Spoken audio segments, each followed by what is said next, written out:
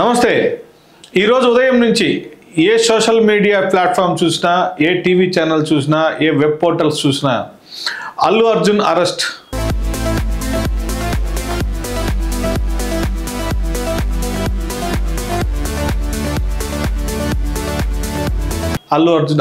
Allu అర్జున్ను arrest చేశారు అనేటటువంటి చర్చలే సాగుతున్నాయి. అయితే ఉదయం నుంచి జరుగుతున్నటువంటి నాటకీయ పరిణామాలు, అల్లు అర్జున్ని వారి ఇంటి నుంచి జైలు పోలీస్ స్టేషన్ వరకు తీసుకెళ్ళడము, పోలీస్ స్టేషన్ నుంచి మళ్ళీ వైద్య పరీక్షల నిమిత్తం హాస్పిటల్కి తీసుకెళ్ళడము, హాస్పిటల్ నుంచి మళ్ళీ కోర్టులో ప్రవేశపెట్టడం, ఇవన్నీ దాదాపు చకచక జరిగిపోతూ వచ్చాయి. సాయంత్రము నాంపల్లి కోర్టు 14 రోజుల రిమాండ్ విధించి చెంచల్గూడ జైలుకు పంపించే ప్రయత్నం చేయడము, చెంచల్గూడ జైలుకు చేరుకున్నటువంటి అల్లు అర్జున్కి వెంటనే మళ్ళీ బెయిల్, హైకోర్టులో తనకు బెయిల్ మంజూరు అవడం జరిగింది. అయితే ఓవరాల్గా ఉదంతము పొద్దున్న నుంచి గమనిస్తూ ఉంటే సంధ్యా థియేటర్లో జరిగినటువంటి మరణానికి కారకుడు అల్లు అర్జున్ అని చెప్పి తన మీద కేసు ఫైల్ చేయడము, ఆ కేసు ఆధారితంగా అతన్ని అరెస్ట్ చేసే ప్రయత్నం చేయడం జరిగింది. పోలీసులు వారి పనిని మనం చేయొద్దు అని ఎప్పుడూ చెప్పలేం, కానీ దేశంలోనే పాపులర్ నటుడు ఈరోజు ఆంధ్రప్రదేశ్, ఉభయ తెలుగు రాష్ట్రాలకు, తెలంగాణకి ఒక బ్రాండ్ ఇమేజ్ తీసుకొచ్చి తెలుగు సినిమాలు కూడా భారతదేశ స్థాయిలో గుర్తింపు పొందగలవు అంటే పుష్ప హిట్తో చూపించాడు.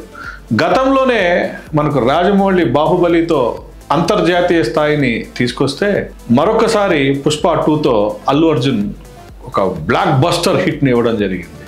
ఇందులో ముఖ్యమైన కంటెంట్ ఏంటంటే, ఈరోజు నేను TV9 వాళ్ళ అఫీషియల్ ట్విట్టర్లో ఒక పోస్ట్ చూశాను. సంధ్యా థియేటర్ యాజమాన్యం 2వ తారీఖునే పోలీస్ కమిషనర్కి ఒక రిక్వెస్ట్ లెటర్ పెట్టడం జరిగింది. మా థియేటర్కి 4వ తారీఖున ఫలాని సినిమా పుష్ప 2 రిలీజ్ ఉన్నందున ఆ సినిమాకు సంబంధించిన హీరోలు కానీ, హీరోయిన్స్ కావచ్చు, వాళ్ళ పేరెంట్స్ కావచ్చు, అతిరథ మహారథులంతా వచ్చే అవకాశం ఉన్నందున మా సినిమా థియేటర్కి పోలీస్ ప్రొటెక్షన్ ఇవ్వండి అని ఆ రోజు రిక్వెస్ట్ చేయడం జరిగింది. కానీ పోలీస్ ప్రొటెక్షన్ ఇచ్చారా లేదా అనేది అందరికీ తెలుసు. ఆ రోజు ఎంతమంది పోలీసులు ఉన్నారో, ఏమాత్రం రక్షణ కల్పించారు, ఇలాంటి దుర్ఘటనలు జరగకుండా ఎంతవరకు కాపాడారు అనేది మనం అందరం చూస్తూనే ఉన్నాం. కానీ జరిగిన దుర్ఘటనకి ఆ సినిమాకు వచ్చినటువంటి హీరోకి లింక్ చేసి తనని ఈరోజు అరెస్ట్ చేయడం చూసాం.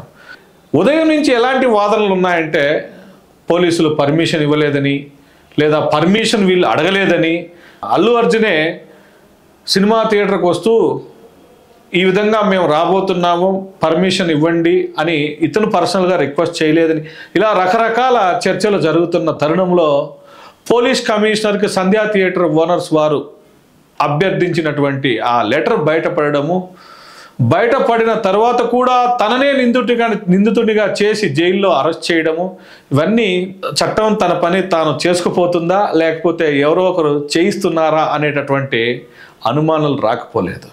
ఎనీవే, కథ సుఖాంతం. ప్రస్తుతానికి అల్లు అర్జున్కి 4 వారాల బెయిల్ అందడం జరిగింది.